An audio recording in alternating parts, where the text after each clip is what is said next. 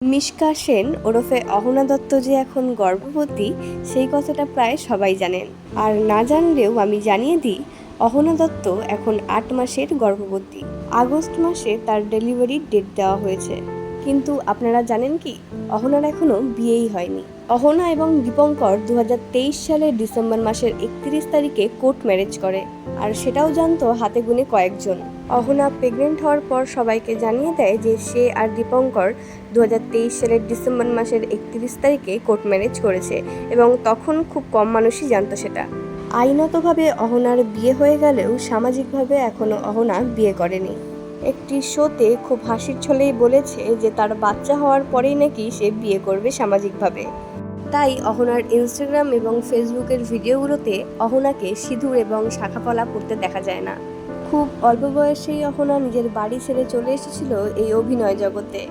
তার অভিনয় এতটাই সুন্দর যে খুব তাড়াতাড়ি জনপ্রিয় হয়ে যায় সে, এবং ২০২২ সালের শুরু হওয়া জনপ্রিয় ধারাবাহিক অনুরাগের ছোঁয়াতে খলনায়িকার পাঠ করে সবথেকে বেশি জনপ্রিয়তা লাভ করে সে।